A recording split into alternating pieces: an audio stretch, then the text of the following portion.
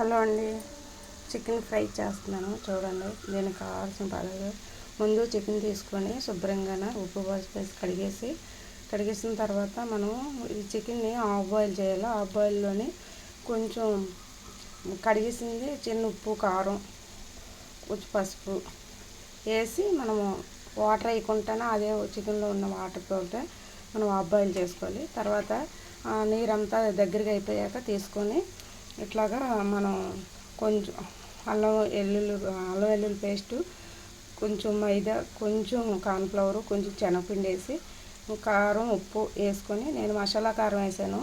లేకపోతే లేని వాళ్ళు వచ్చి కొంచెం ధనియాల పౌడరు, జీలకర్ర పౌడరు వేసుకొని మనం స్టార్ మసాలా వేసి చక్కగా కలిపేసుకొని ఇట్లాగా సిమ్లో పెట్టుకొని వేపుకోవాలి.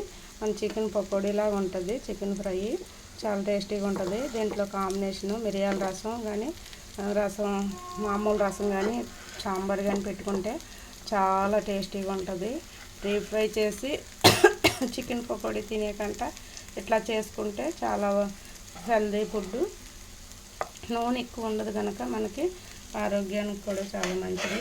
మనం దించే ముందు కొంచెం కరివేపాకు, కొత్తిమీర మేనేజ్ చేసుకొని పక్కన పెట్టేసుకున్నాను. చూడండి, ఎక్కువ నూనె కూడా వేయలేదు నేను.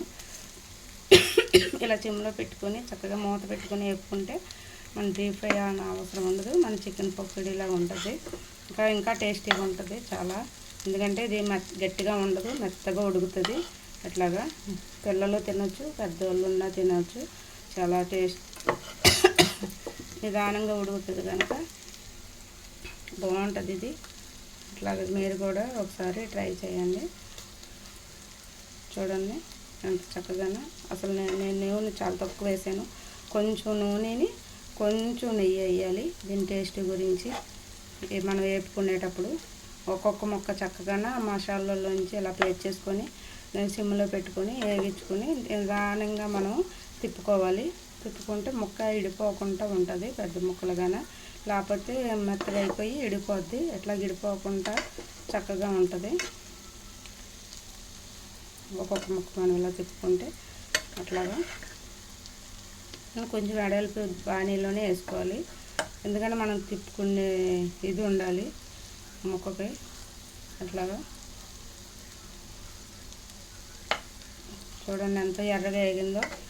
మనం నూనె కూడా చాలా తక్కువతోటి, ఎందుకంటే ఫస్ట్ టైం మనకు కొంచెం హాఫ్ బాయిల్ అయిపోయింది కనుక మసాలాలు అన్నీ ఎక్కించేసి చక్క సిమ్లో పెట్టేసుకొని కొంచెం నెయ్యి, కొంచెం నూనె వేసుకొని ఇట్లాగా వేపుకుంటే నెయ్యి మంచి ఫ్లేవర్ వస్తుంది దీనికి. ఇట్లా మనం వేపడంలోని ఇది కొంచెం కార్న్ఫ్లవర్, మైదా, శనగపిండి అన్నీ అర స్పూన్ వేసుకుంటాం కదా. అల్లం వెల్లుల్లి పేస్ట్ స్పూను, తగినంత ఉప్పు, కారం, స్టార్ మసాలా ఒక ప్యాకెట్ వేసుకోవాలి. నేనైతే ఎక్కువ కనుక ఒక ప్యాకెట్ వేసాను. తక్కువ అయితే అరసకం వేసుకోవచ్చు.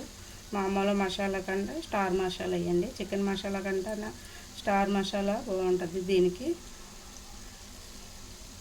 ఉంటే మరి ఇంట్లో మీరు ఏదైనా మసాలా పొడి చేసుకున్నా అది వేసుకోవచ్చు. కానీ అది వేస్తే కొంచెం బాగా టేస్ట్ వస్తుంది. ఇలా చూడండి. దీనిలోనే కొంచెం వేగాక పచ్చిమిరపకాయలు సన్నగా ఊరికి ఏగినట్టుగా వేసుకుంటే బాగుంటుంది. కరివేపాకు గార్నిష్ చేసుకోవడానికి చాలా టేస్టీగా, రుచిగా ఉంటుంది.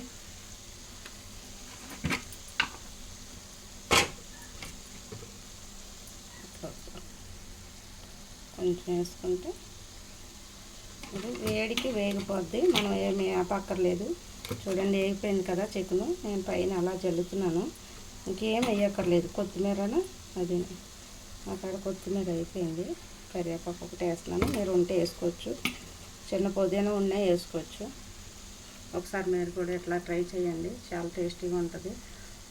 దీంట్లోకి రసం, సాంబారు, మిరియాల రసం అయితే చాలా బాగుంటుంది. పిల్లలు, పెద్దోళ్ళు బాగా తింటారు. ఎట్లా వేపితే మెత్తగా ఉంటుంది. డీప్ ఫ్రై అవ్వకుండా మనకు చికెన్ పకోడీ టేస్ట్ కూడా వస్తుంది. ఒకసారి ట్రై చేయండి.